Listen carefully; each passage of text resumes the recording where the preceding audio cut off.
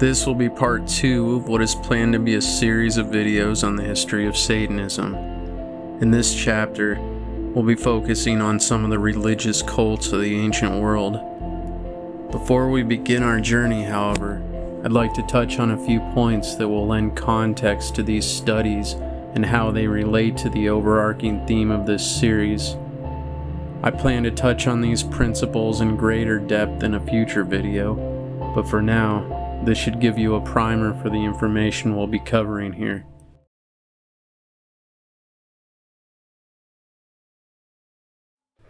In the last video, we defined Satanism, which for our purposes will be used as a blanket term for the dark occult. To summarize, we established that the term dark occult refers to hidden knowledge that is used for nefarious purposes.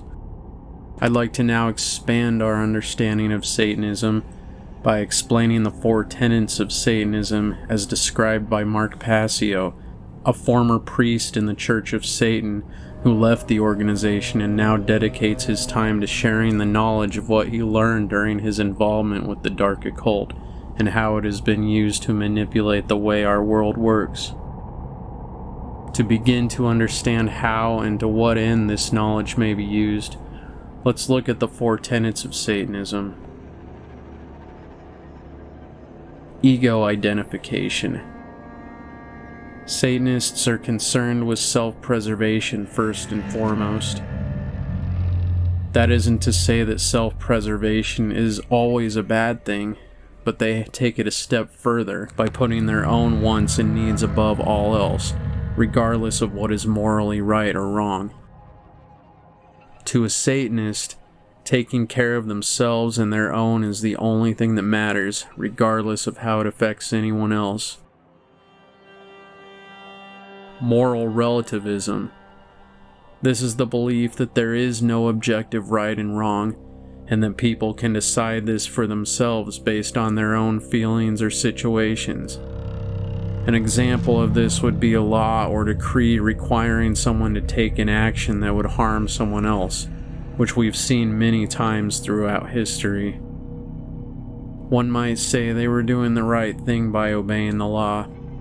Even if this were true, does it make it right to cause harm to another simply because someone tells them to? Social Darwinism.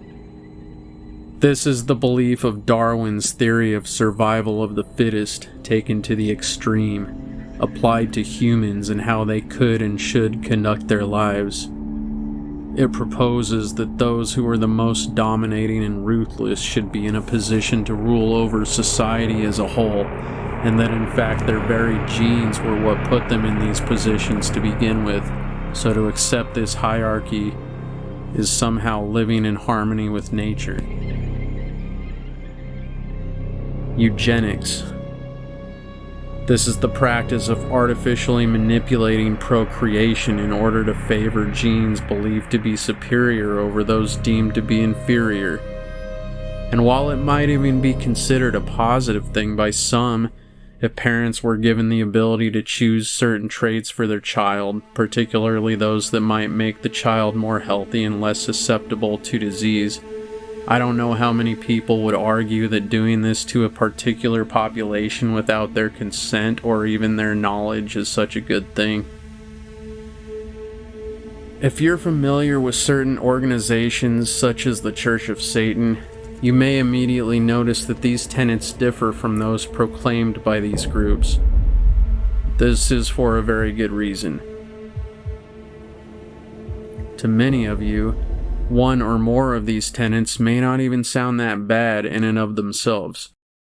After all, we've all been taught that we need strong leaders, that it's a dog-eat-dog world, that it's virtuous to always obey the law, etc. But did you ever stop to question where these ideas come from? So how do the 4 tenets of Satanism pertain to the study of ancient cults?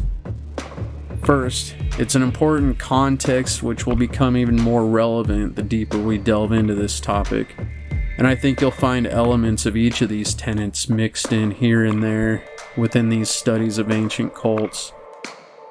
There have also been many cases of teachings that started out as benevolent, being corrupted through time and used for nefarious purposes, either through religion or various groups, which you'll begin to understand through deeper exploration of these topics.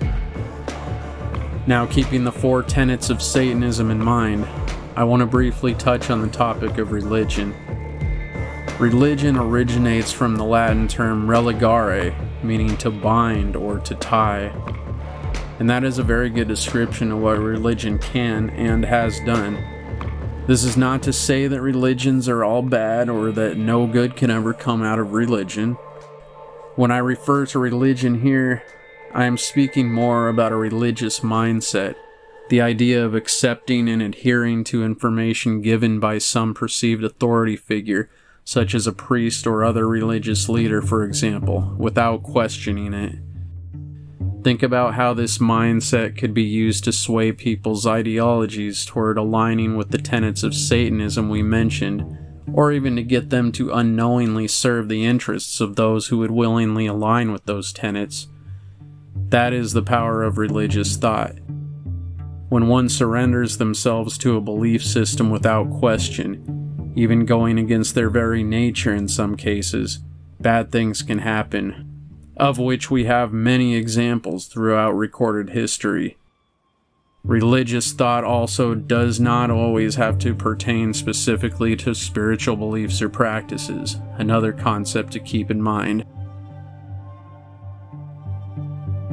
Lastly, within this study we're going to encounter a lot of symbolism. Symbolism is a study in and of itself with deep and overarching applications, but for now, just try to take note of certain symbols you see throughout this video. Some may appear numerous times in association with different cults. Some you may recognize and some may be completely new to you. You may even see some of these symbols in the modern day, either through advertising, entertainment, or other media.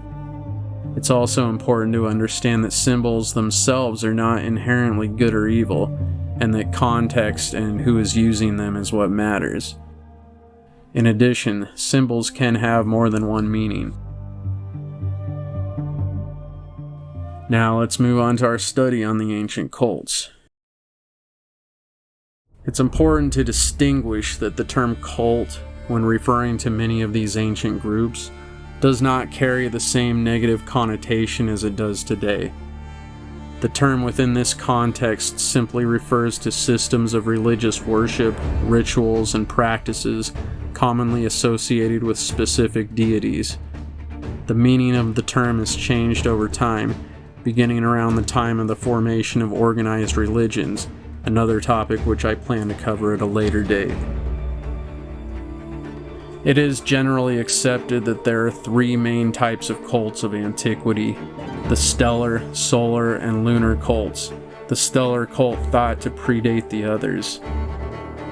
There have existed hundreds, if not thousands, of different religious cults throughout ancient history, dating back to at least 10,000 BCE, though some speculate much longer than that. For example, scholar Albert Churchward, a Freemason and prolific author on the topic of Freemasonry and the occult, cites an example of skeletons found in Pliocene strata, estimated to be at least 600,000 years old. The skeletons were buried with artifacts indicating they belonged to a stellar cult. According to Churchward, the dating of these remains was verified by Professor Giuseppe Sergei, an Italian anthropologist of the early 20th century. However, since no known records exist from this time period, for the purposes of this video, we'll have to mainly focus on what we do have records for. That doesn't mean there won't be plenty of questions to ask, as well as challenging or controversial information to be considered. It's up to you, the viewer, to look at all the information available, not just from this video, but from your own studies as well, and make up your own mind about these topics. I am not trying to make the claim that all of these cults are necessarily evil or directly tied to modern-day Satanism. while some may be, which we'll begin to discover as we continue our journey through history and up to the present day. Others may simply be tied to spiritual beliefs and their varying interpretations. I've tried to include a wide selection of some of the most influential cults here, not only as a study on the diversity of beliefs and how they've evolved through time, but also because some may become even more relevant as we trace the evolution of Satanism and its related beliefs and practices throughout history. Let's begin by discussing some of the types of cults we'll encounter in this video, beginning with the stellar, solar, and lunar cults. While in general, most of these cults are not as widespread in the modern world, you can still see their influences in many of the world religions of today.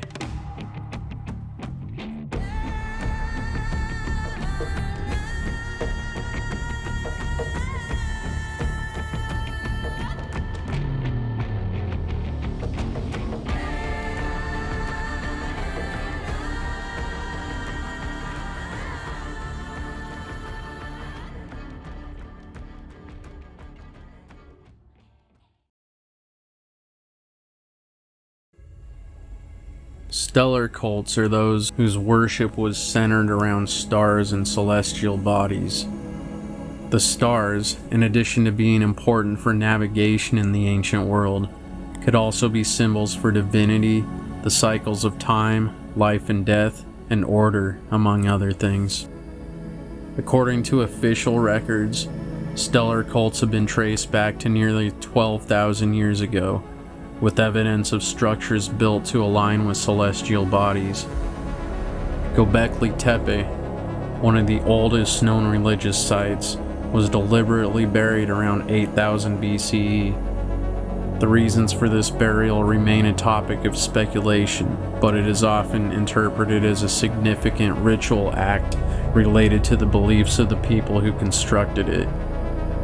The religion practiced at Göbekli Tepe is not fully understood, but it likely involved ancestor veneration and celestial observations, as the site's layout suggests alignment with astronomical events.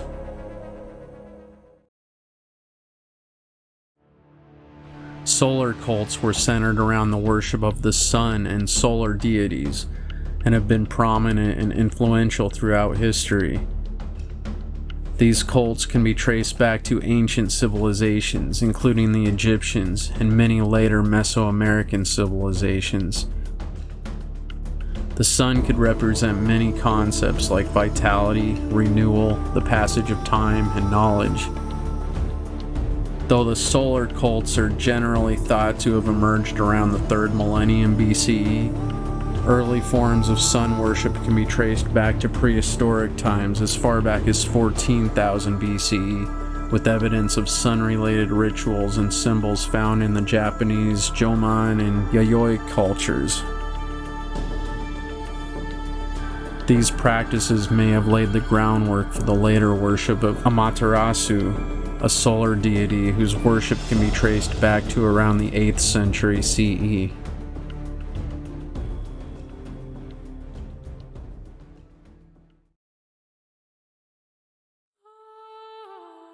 Lunar cults were based on the worship of the moon and its cycles.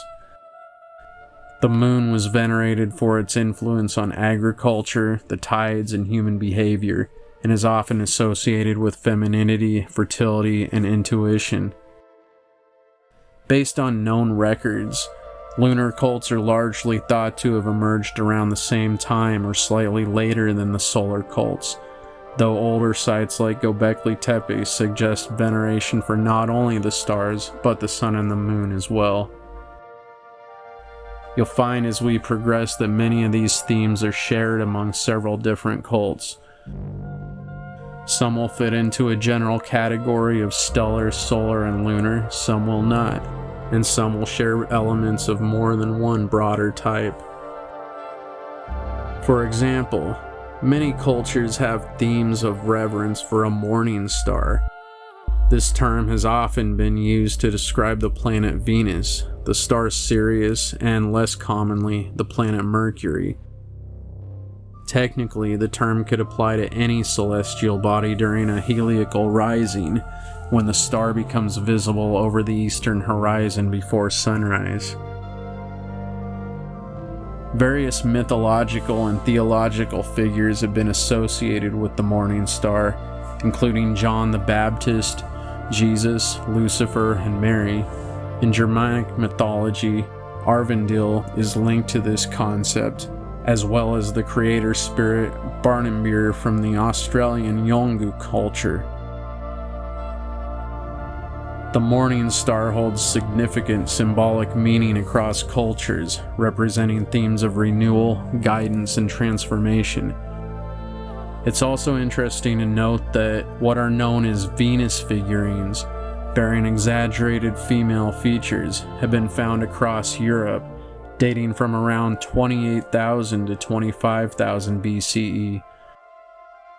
Although they are not specifically linked to any cult worship, they've been interpreted as relating to fertility and may have been a precursor for later belief systems. So rather than try to lump all of these often interweaving types of cults together, I'd like to attempt to put together a rough timeline to give you an idea of when each one emerged, so you may begin to form a picture in your mind of how these cults fit into the history of the ancient world. Please consider that many of these dates are only estimates, as records from these time periods can be sparse at best. I've attempted to assemble them in an order that reflects the generally accepted progression of when these cults are believed to have emerged.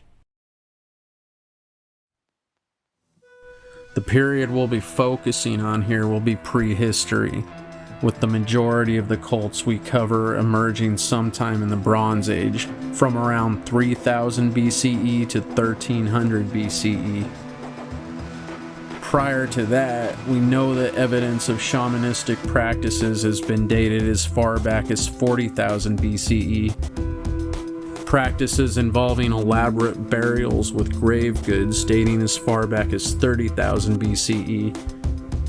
And of course the Venus figurines mentioned earlier dating as far back as 28,000 BCE.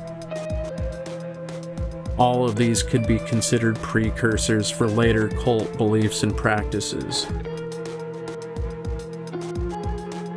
Now I want to highlight three cultures whose ancestry can be traced back to at least the Upper Pleistocene era, which ended around 10,000 BCE.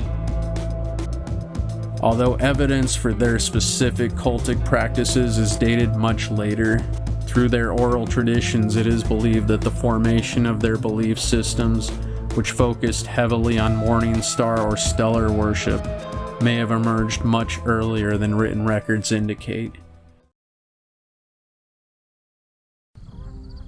In Lakota spirituality, the morning star is often associated with renewal and new beginnings. It holds significant importance in various rituals and is linked to the concept of the spiritual journey. The morning star represents guidance, illuminating the path for individuals and communities. The celestial body is not just a physical entity. It embodies the idea of hope and the cyclical nature of life, often invoked in prayers and ceremonies. While specific details about rituals can vary, the morning star is generally revered as a powerful symbol within the Lakota belief system, representing both the dawn and the potential for transformation. Central to the Inuit belief system is Polaris, the North Star, which served as a crucial navigational reference in the Arctic landscape. The Inuit, indigenous peoples who primarily inhabit the Arctic regions of Canada, Greenland, and Alaska, have historically observed various constellations in the Northern Lights, viewing them as integral parts of their cultural and spiritual lives.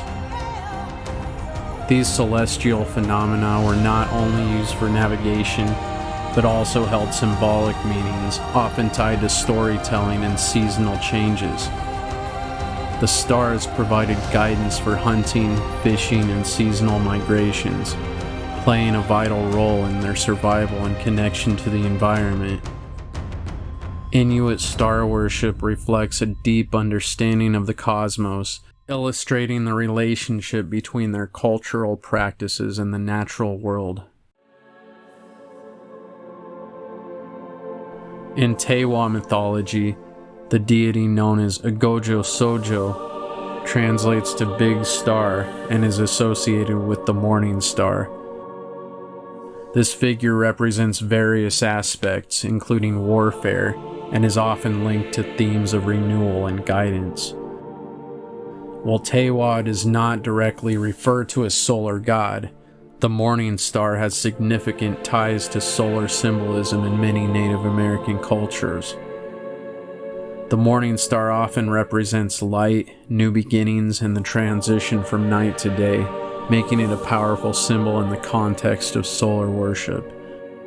As such, Agojo Sojo can be considered part of the broader framework of solar deities within Native American spirituality, reflecting the importance of celestial bodies in their cosmology. Keep in mind, we could probably draw some of the same ancestral connections for other indigenous cultures around the world and the later cultic beliefs formed in those regions. However, these were three that I found during my research which held particular interest due to their connections with stellar and morning star worship, as well as the fact that it highlights some of the more benign spiritual aspects of the earlier roots of stellar worship. It seems that at least by the time of the Bronze Age, this was not always the case. The cult of the skull is another group that may trace its practices back to prehistoric times, around 10,000 BCE, although specific rituals and associations became more documented through the first millennium BCE. This cult involved the collection and preservation of human and animal skulls. While some believed these practices were linked to cannibalism, others argued that they served as a form of memorialization. The effort to plaster skulls in order to recreate facial features suggests that memorial practices may have played a significant role in their rituals.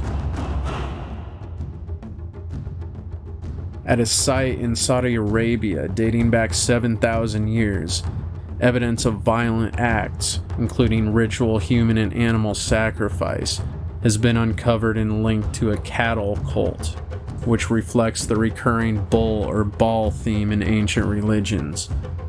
A Mustatil is a rectangular monument utilized for ritual purposes, and over 1,600 of these structures have been documented across Arabia. These monumental constructions were not only impressive feats of ancient engineering, but also indicate that they were used for ritual activities over many centuries. The Mustatils are believed to have served as sites for communal gatherings, worship, and ceremonies, potentially reflecting social and religious dynamics of the time. The alignment and layout of these structures also suggests a sophisticated understanding of astronomy and geography. Inanna, related to and later conflated with Ishtar, was the ancient Sumerian goddess of love, sensuality, fertility, procreation, and war. Considered one of the Anunnaki, a group of deities in Sumerian mythology, she was later identified with several other deities, including the Hittite Saska, the Phoenician Astarte, and the Greek Aphrodite.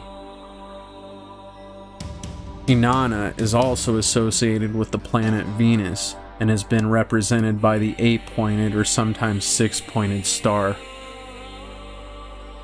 In some versions of her myth, she's described as either the daughter or granddaughter of the Sumerian gods Enlil and Enki, and is also named as the sister of Gilgamesh.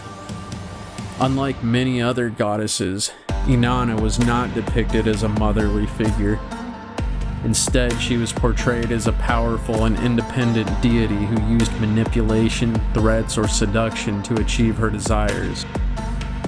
The sacred marriage of Inanna and her consort Dumuzi, or Tammuz, was reenacted during significant festivals through the sexual union of a king and priestess, though it may have been largely symbolic.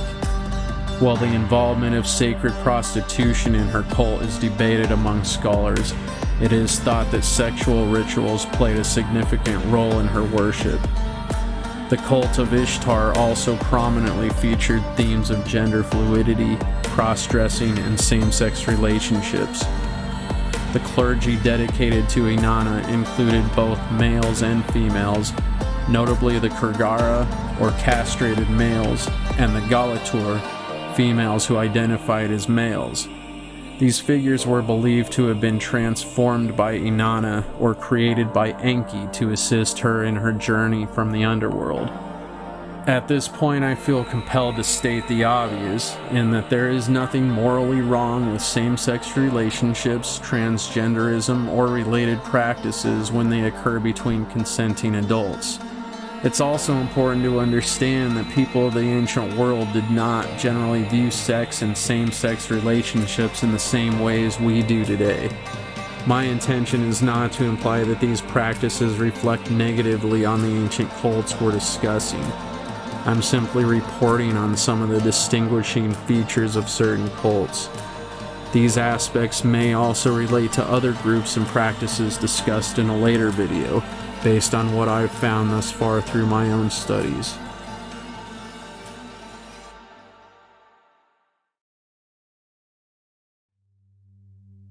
The name Orion originates from Greek mythology. However, he was recognized in various cultures, including Greek, Egyptian, and Mesoamerican civilizations. In both China and Europe, Orion was often envisioned as a hunter, referred to as Shen in Chinese mythology. In ancient Egypt, Orion was closely associated with Osiris, the god of the afterlife, while in Greece, he's thought to have connections with Dionysus, the god of wine and festivity. Some scholars propose that the alignment of the three great pyramids of Giza was intentionally designed to align with Orion's belt. Although a formal cult of Orion wasn't established until the Archaic period, circa 800 BCE, there is some evidence suggesting that celestial worship related to Orion may have been present in the region that is now the United Kingdom from around 3500 BCE to 1500 BCE. Archaeological evidence suggests that sun worship was present in one of the world's oldest urban civilizations, the Indus Valley Civilization, dating back to at least 3300 BCE. This culture also frequently depicted bull imagery and horned deities, indicating a significant reverence for these symbols. Fire altars have also been excavated in the region, which could possibly indicate the practice of ritual sacrifices, although there is no direct evidence of such.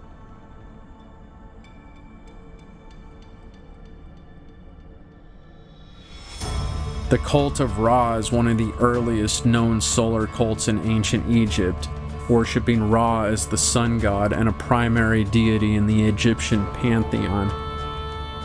His worship spanned thousands of years, with the cult often operating separately from mainstream religious practices. Members believed that the sun itself was a divine entity and regarded Ra's physical body as the embodiment of the sun. Some accounts suggest that certain practices within the cult were viewed as immoral, including illicit sexual activities and possibly human sacrifice. As the Old Kingdom period ended around 2200 BCE, the cult faced official bans, leading to its decline and eventual obscurity. During the Middle Kingdom, Ra's prominence increased, culminating in his fusion with Amun in the New Kingdom to form Amun-Ra, the state god of Egypt, revered above all other deities. Ra was considered the creator of all life forms and was often depicted with the head of a falcon or a ram, symbolizing his dual role of carrying the sun across the sky during the day and descending into the underworld at night. The underworld, associated with themes of fertility, further tied Ra to fertility rites, highlighting his importance beyond solar worship. By the Second Dynasty, Ra was firmly established as a sun deity, and by the Fourth Dynasty, pharaohs claimed descent from him. However, with the rise of Christianity in the Roman Empire, worship of Ra ultimately diminished, paving the way for the acceptance of new religious beliefs. And now our journey brings us to the 3rd millennium BCE, considered to be the beginning of the Bronze Age. Many cults appear to have emerged at this time. However, since the dates are only estimates, there could very well be hundreds of years separating their actual origins.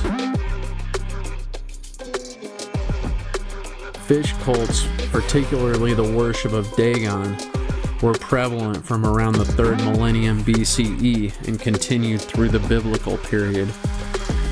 The papal tiara, worn by the Pope, is said to symbolize the fish gods of the ancient world. Dagon was an ancient Phoenician and Canaanite deity, known in some regions as the father of the gods. In Mari, the ancient Mesopotamian city, many kings regarded him as their source of authority, making offerings to him and other deities. In ancient Ugarit, he was also recognized as the father of Baal. It is believed that his worship included sacrifices, typically animals, although it remains unclear whether human sacrifices were involved. Dagon has been called a fish god, though some consider this a misattribution, a notion originating with theologian Hartmut Schmokel. Nonetheless, numerous scholars have presented evidence supporting the association of Dagon with fish, drawing from both historical and biblical texts. Sin, also known as Inanna, was the Mesopotamian god of the moon. Sin was considered a member of the Anunnaki, regarded as the father of the sun god Shamash and, in some traditions, the father of the goddess Ishtar or Inanna. A triad was formed between Sin, Shamash, and Ishtar, representing the moon, sun, and stars respectively. The crescent shape of the moon was associated with the horns of a great bull, linking Sin to themes of strength and fertility. Initially depicted as a bull or a boat, he later took on the roles of a cowherder or boatman. Sin was associated with time and change and served as a protector and provider for his worshippers. Nabonidus, the last king in Babylon, attempted to elevate Sin to the position of supreme deity within the Mesopotamian pantheon. Prominent centers of his cult included Ur and Haran, with the Ikishnagal ziggurat dedicated to him. Animal and crop sacrifices were offered to Sin, with priests and priestesses acting as intermediaries between the god and the people. Additionally, Sin was believed to guide souls in their journey through the afterlife and was considered a healer, fulfilling multiple vital functions within the Sumerian religious landscape.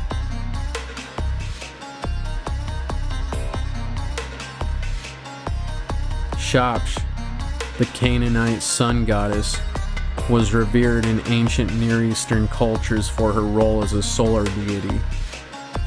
Though specific details about her worship are scarce, she was often associated with light, warmth, and life-giving properties of the sun. Her imagery may have included solar symbols, and she was likely venerated in various rituals related to agriculture and fertility, reflecting the dependence of ancient societies on the sun for their harvests. In some contexts, Shapsh was linked to other sun deities in the region, highlighting the interconnectedness of ancient Near Eastern religious practices. Her worship likely included offerings and ceremonies intended to honor her and seek her favor for abundant crops and favorable weather.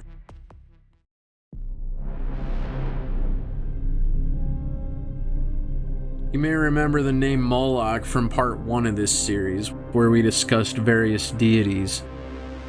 References to the cult of Moloch, or Molech, date back to the first millennium BCE, particularly in the context of ancient Israel and Canaanite or Phoenician worship. However, archaeological evidence of its related practices date back to at least 3000 BCE, which may overlap with the earlier worship of Baal, reflecting shared ritual practices and attributes. Moloch is the Greek translation of the original name, which reflects the historical and cultural significance attributed to this deity. He has been associated with fire, human sacrifice, particularly that of children, and is often depicted as a bull or bull-like deity. There is some archaeological evidence for child sacrifices practiced by cultures of this time period, including the Canaanites, the Phoenicians, the Israelites, and the Carthaginians. The sacrificial rituals reportedly involved a brazen statue, which was heated red hot, where a child was laid in its arms to fall down to a furnace beneath. Loud drums would be played during the ritual, thought to serve to drown out the sounds of the children's screams. While this may seem like a very extreme example, there are records of human and child sacrifice in ancient times in all parts of the world, including up to around the Columbian era, with Mesoamerican civilizations like the Aztecs and Incas.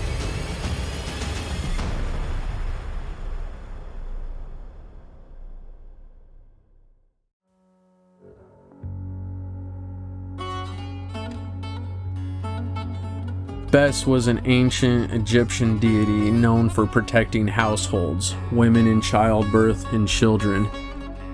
Originally appearing as a bipedal feline, he eventually took on more anthropomorphic features like that of a dwarf, wearing a leopard skin around his neck. This cult engaged in practices that included music, dance, and possibly the use of hallucinogenic substances during rituals to enhance spiritual experiences. Sexuality was also a significant aspect, with rituals sometimes involving sexual acts to honor the god and ensure fertility. Rituals of this type were a common element in many ancient Egyptian religious practices.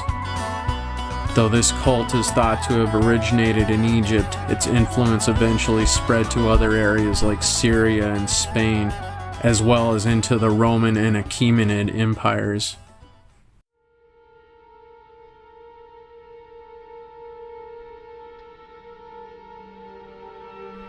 Believed to have originated in Egypt, the worship of the goddess Isis eventually spread throughout the Greco-Roman world. Isis was associated with the star Sirius, which was significant in Egyptian cosmology as it heralded the annual flooding of the Nile, a crucial event for agriculture. Her cult emphasized themes of resurrection and fertility, reflecting her role as a nurturing mother and a protector of the downtrodden. By the first millennium BCE, Isis and her brother/husband Osiris became the most widely worshipped Egyptian deities. Isis and Osiris were also mentioned in the previous video as the siblings of Set, the jealous brother who plotted to kill Osiris but was thwarted by Isis. The widespread appeal of Isis and Osiris eventually led to their syncretism with other deities, including Serapis, the Egyptian equivalent of Pluto also mentioned in the previous video, and even the Christian Mary.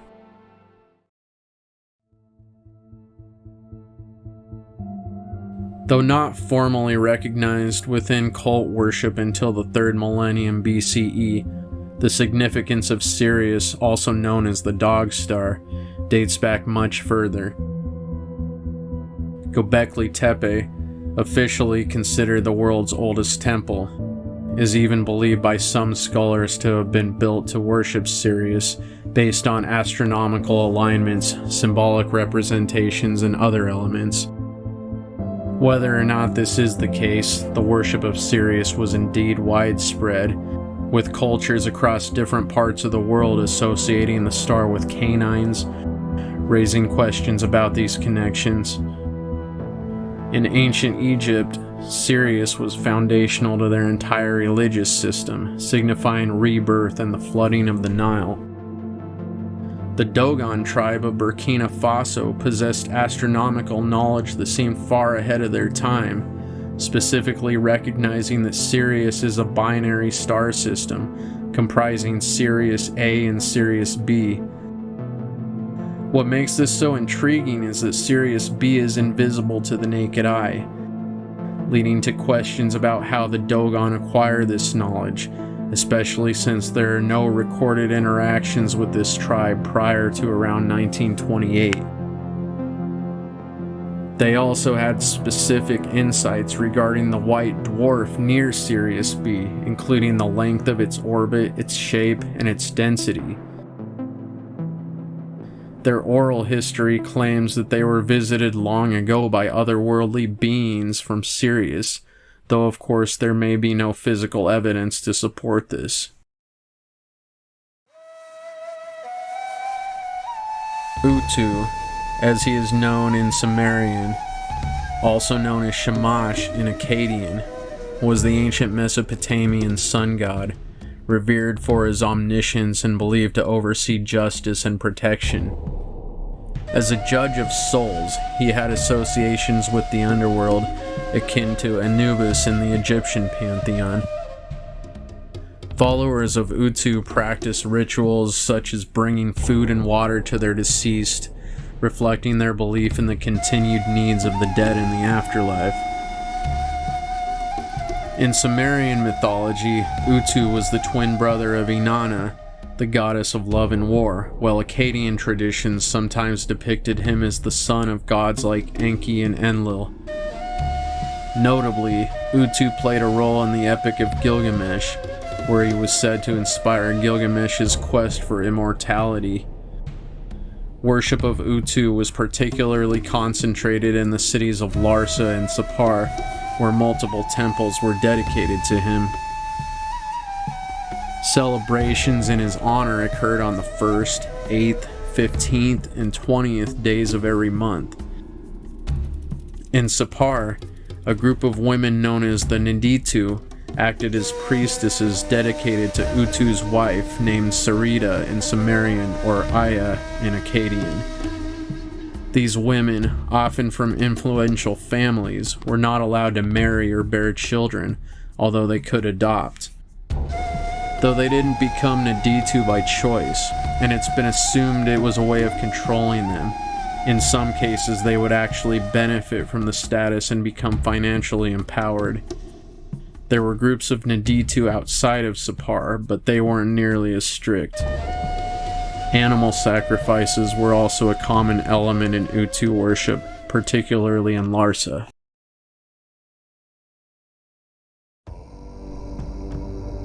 The cult of Osiris is one of the most significant religious traditions in ancient Egypt. Osiris represented the afterlife, resurrection, and fertility. Evidence suggests that human sacrifice was practiced as far back as 5,000 years ago during Egypt's early history. Archaeological findings, particularly at Abydos, an ancient city that served as a cult center for Osiris and occasionally as Egypt's capital, revealed graves associated with early pharaohs that include indications of human sacrifices.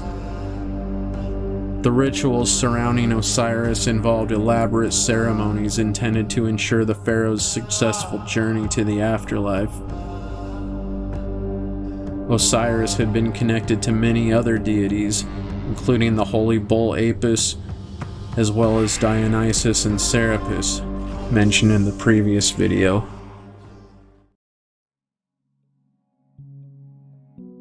The cult of the Mnevis bull flourished during the Old Kingdom period of ancient Egypt, and to them the sacred bull is believed to have symbolized the life-giving and regenerative powers of the sun.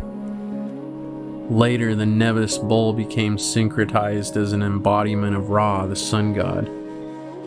Practices included the ritual sacrifice of bulls in honor of Ra, reflecting the deep connection between the bull and solar deities. This sacrificial practice bears similarities to later traditions, such as Mithraism, which also involved bull sacrifices as a key ritual. The Mnevis bull was also associated with fertility and was often depicted in art and iconography. An interesting aspect of this cult is the fact that they would actually keep a physical bull, usually black, who embodied the deity. They considered its movements to be driven by divine will and would even look to it as an oracle.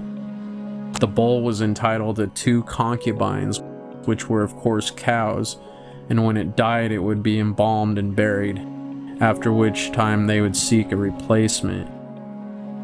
The cult's significance waned with the decline of the Old Kingdom, though it was one of the few that was accepted by Akhenaten, who was known for pushing monotheism on Egypt.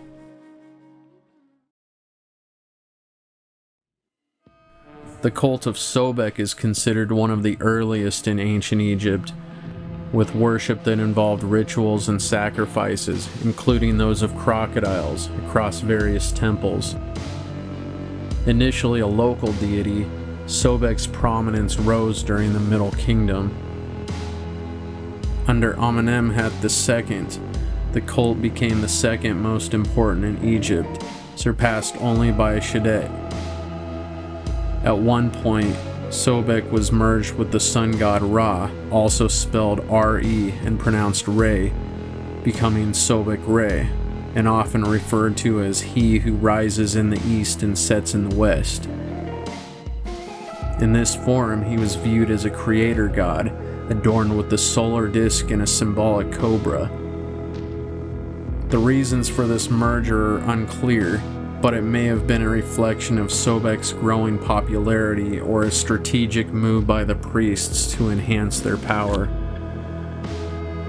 Sobek was later combined with Horus, adopting epithets such as Lord of the White Crown and Lord of the Great Palace, which were more indicative of the king's divine status than of the god himself.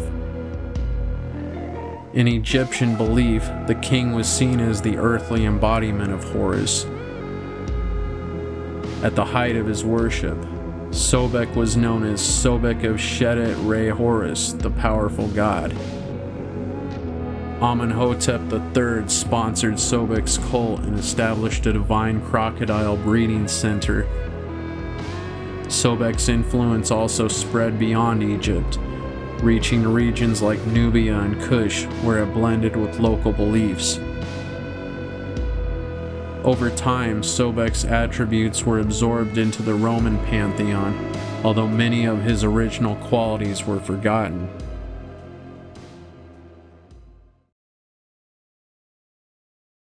And now we're entering the 2nd millennium BCE, where still more influential cults emerged. It also became somewhat of a transitional period into another chapter within this larger history, as we'll soon discover. The Saturnian cult has ancient roots that possibly date back to 2000 BCE, with notable activity during the Roman Republic and Empire, particularly from the 2nd century BCE to the 4th century CE.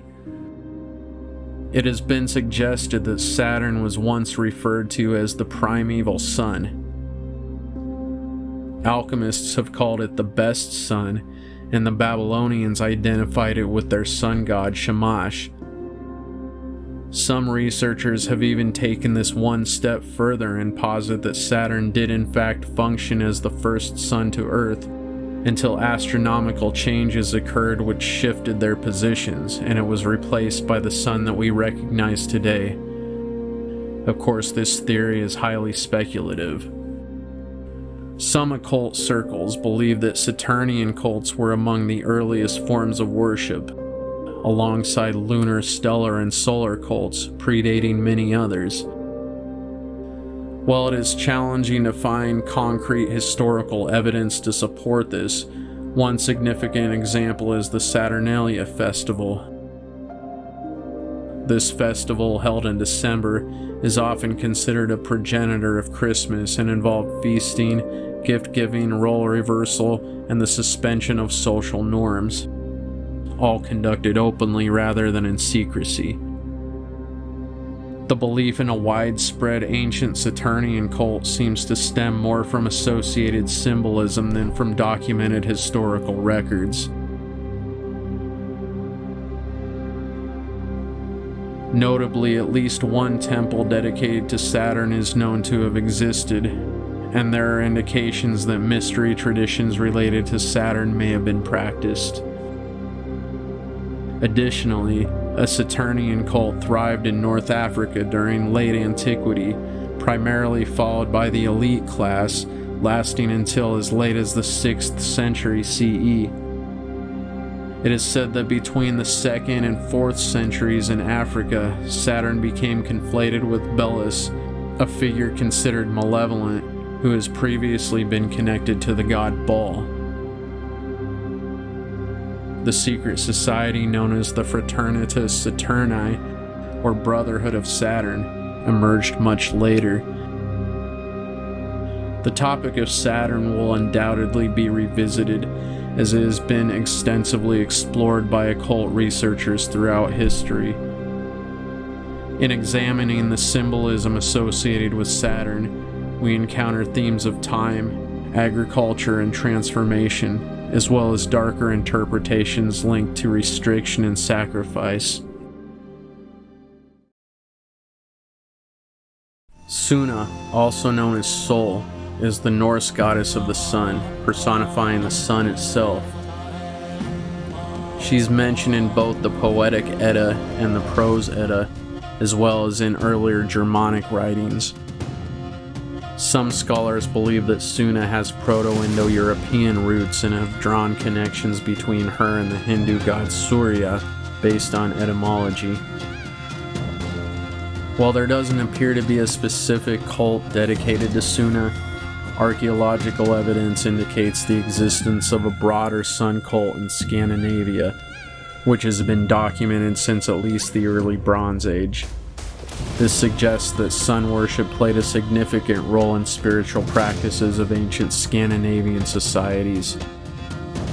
The rituals and beliefs surrounding this worship may have varied over time, reflecting the cultural changes in the region.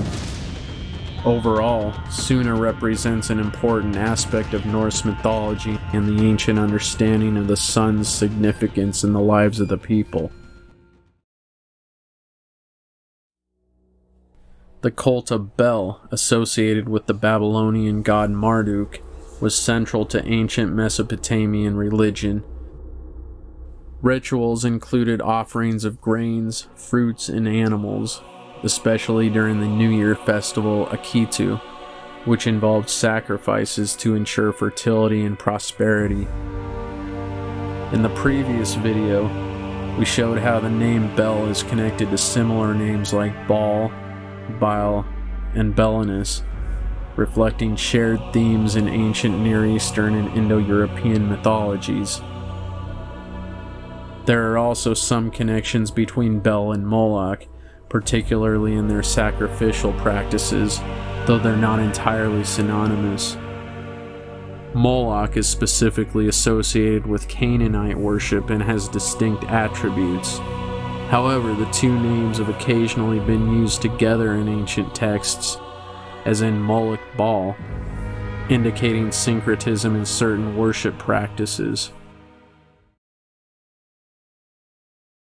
The cult of Ashur flourished from the early 2nd millennium BCE, with worship peaking until the fall of the Assyrian Empire around the 7th century BCE.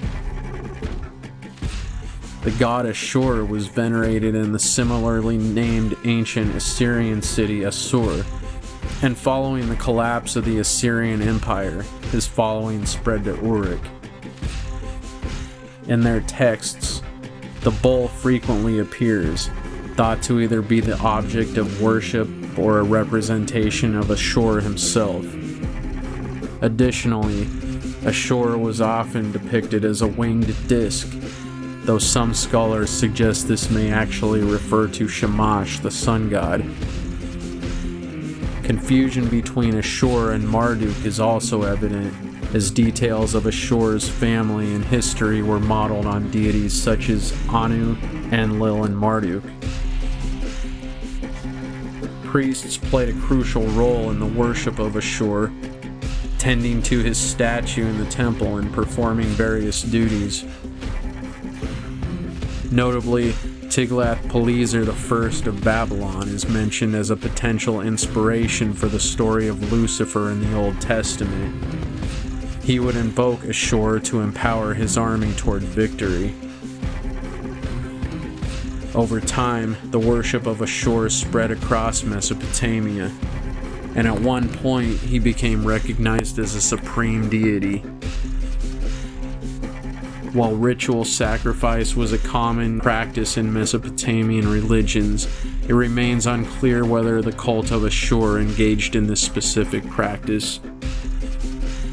Although there are references to sacrifice, it is possible that these pertain mainly to animal offerings rather than human sacrifice.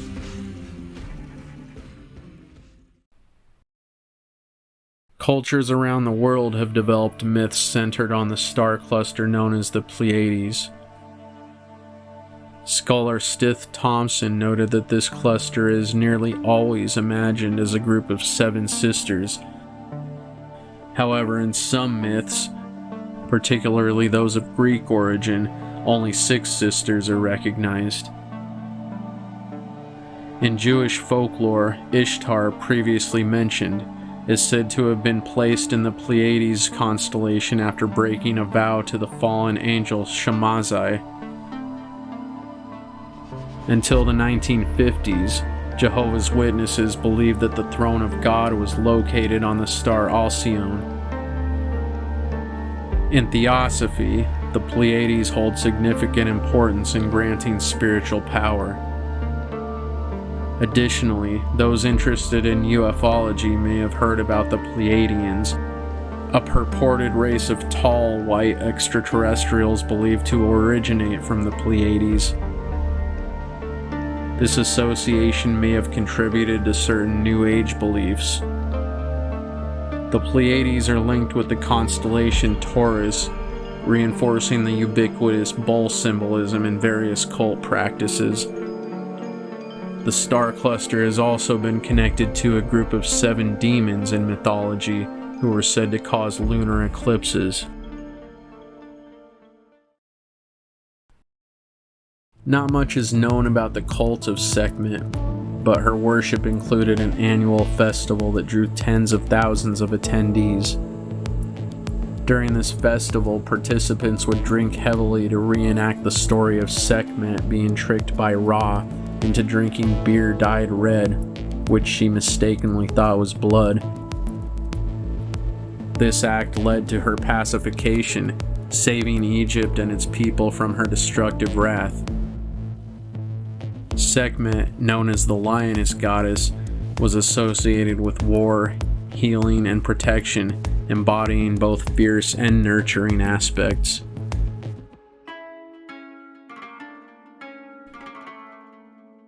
Atonism was founded by Akhenaten, originally known as Amenhotep IV, during Egypt's 18th dynasty.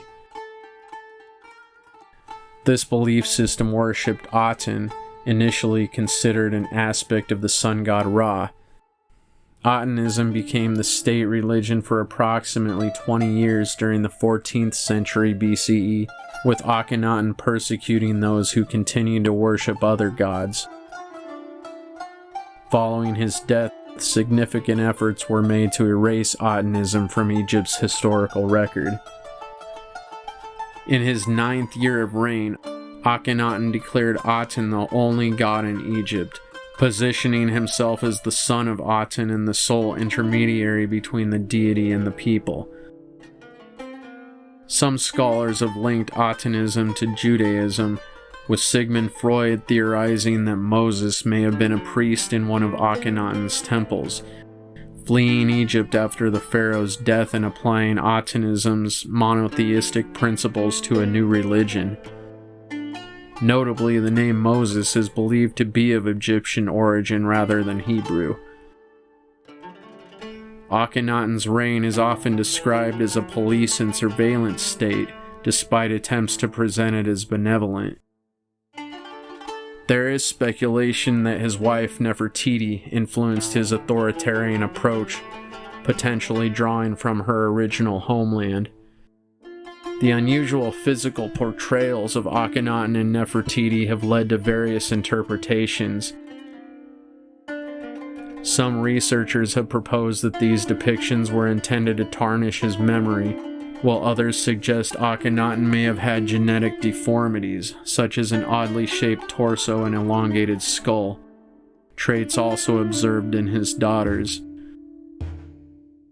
Theories suggest that these characteristics could result from incest over multiple generations. The shift from henotheism to monotheism under Akhenaten raises questions about control, as enforcing the recognition of a single god would simplify the means by which the population worshipped and complied with authority.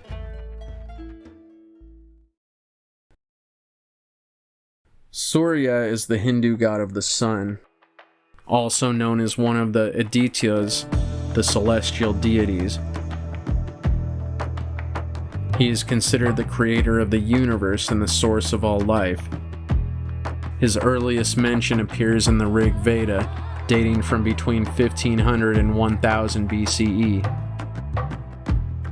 Like many sun gods, he had numerous temples dedicated to his worship.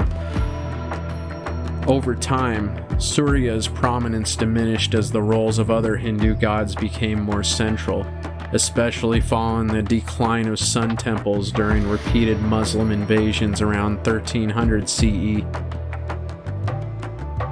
While traditional Hinduism does not endorse human sacrifice, certain rituals involved mock human sacrifices, suggesting a historical exposure to the practice. This notion is supported by the idea that such rituals may have been valued in some contexts. It is worth noting that there have been historical accounts of both animal and human sacrifice within Hindu practices, particularly in tantric traditions, with reports of such practices extending into the 19th century in specific regions.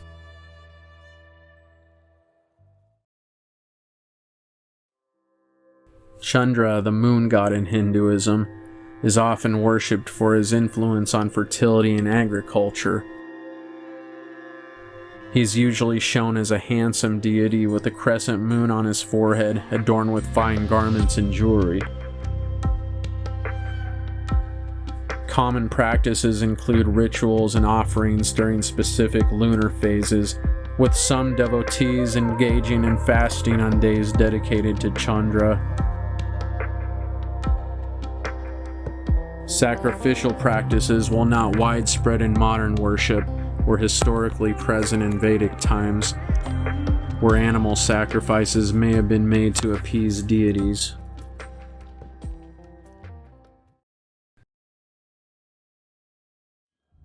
The cult of Shamash was prominent in the 12th century BCE, with specific practices noted around 850 BCE during the reign of King Mesha. As the national god of Moab, it can be inferred that the cult dedicated to his worship was widespread among the Moabites. In the Levant, the geographical region where Moab was located, the god's name was referred to as Shamash, which was also the name of their 12th month.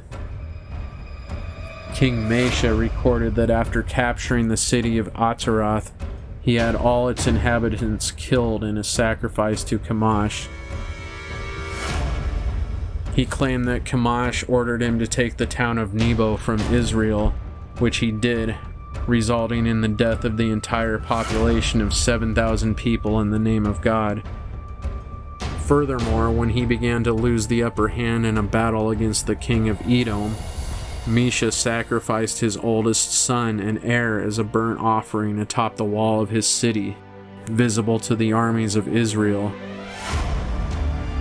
This act seemed to have had the desired effect, as many in the attacking army retreated, while others were slaughtered, leading to a decisive victory for Mesha, which was also considered a victory for Shamash over Yahweh. Shamash was at one time associated with the war god Ishtar, who continued to be worshipped long after the time of Moab, with his worship spreading throughout Arabia.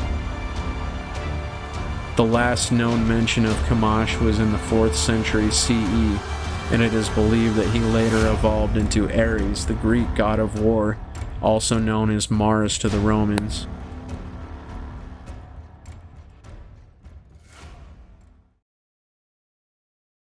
And I thought I would throw this one in because it's so enigmatic and elusive, with some pretty heavy implications, just to give you some food for thought.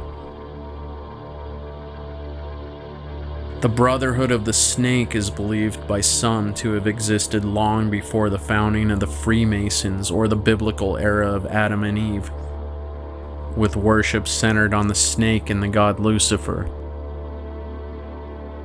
Some sources suggest that it was either founded or taken over by dark occultists in Mesopotamia as far back as 300,000 BCE, though this claim remains speculative. William Cooper, a former military intelligence officer who was shot dead by police in November 2001, asserted that the Brotherhood of the Snake and the Dragon was the most important of the ancient cults, also referred to simply as the Mysteries. According to Michael Tazarian, a prolific researcher and author on historical and occult topics, the Brotherhood of the Snake can be likened to the ancient Egyptian cult of Aten. Tazarian claims this brotherhood was responsible for the creation of Christianity and the Vatican, as well as the establishment of several secret societies, including the Rosicrucians and the Knights Templar. Like the concept of an ancient Saturnian cult, there is little to no official historical record of the Brotherhood of the Snake. To construct an understanding of its existence, beliefs, and practitioners, one must largely rely on symbolism.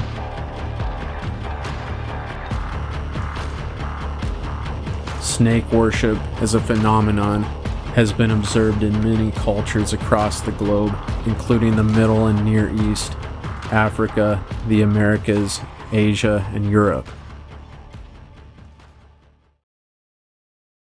We'll wrap up our exploration of the ancient cults at this point, as this marks a transitional phase that sets the stage for the emergence of the mystery schools. This is another intriguing topic that will begin to further tie things together, which we'll cover in the next video. While we could explore numerous other ancient cults here, the information we've covered should help to provide a broader understanding of those active during these times. Although it may not yet be clear how everything fits together, grasping this historical context is essential for comprehending future elements that will emerge. Records from this era are still limited, meaning some dynamics of these groups and their practices can only be theorized. However, as we approach more recent periods, additional information will become available, allowing us to build a much stronger case. You'll begin to recognize the influences of these groups and symbols, no doubt leading to many aha moments. Everything will start to make sense, and a more clear picture of how it all connects will begin to develop. Thus, while some information in this video, as well as the previous one, may initially seem irrelevant, much of it will gain significance as we progress. Something else I want to point out is that I'm learning right along with you as I embark on this journey, and I'm learning so much. Before I started this project, I had an overall understanding of many of these topics and how they all fit together, but I hadn't yet explored many of them in as much depth as I have while making these videos. This was intended to be a long-term project, not just to share this knowledge and help those interested with a starting point, but also to form a greater understanding for myself so I can better explain these topics to others. I anticipate that at some point I'll go back and revisit the material contained in these videos to compile a feature-length, condensed version, taking all the best and most pertinent information to formulate an even more cohesive overall narrative. For now, think on the material that has been presented.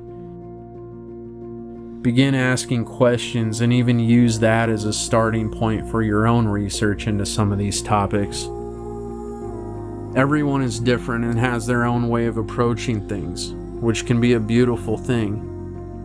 The more voices we have out there who aren't merely trying to confirm their own biases, but rather only honestly seek the truth, even if it makes them uncomfortable or challenges their very worldview, the better. Here are a few questions I'd pose to you, and you might come up with many more on your own. Why is it that we see many of these common themes being shared between civilizations that are believed to have had no contact with each other? How is it that a religion could get someone to do the unthinkable, up to and including sacrificing their own children?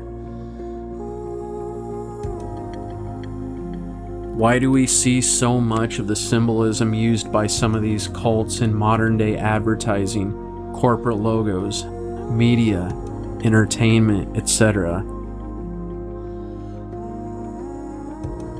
Another point I feel responsible to address is the fact that this research should in no way lead to blaming of any one group of people, religious, ethnic, national, political, or other. If you reach this conclusion, it should only tell you that you still have a long way to go. Too many people get caught up in attempting to simplify what is without a doubt a very complex topic by looking for a scapegoat. First, look within. I know it's a cliche, but be the change you want to see. Genuinely seek the truth in all your pursuits, put in the work, and it will begin to reveal itself to you. If Satanism indeed has a hand in so much suffering in this world, we'll never combat it by creating more of the same. That doesn't mean we need to practice inaction and just allow evil to have its way. It's normal to be angry at injustice, but transmute that anger and focus your energy in constructive ways. It all starts with the mind, the first hermetic principle, that of mentalism. Imagine the world you'd like to create, then help spread awareness so we can create that world together. The thing that evil fears the most is the truth, because without deception, it simply couldn't exist.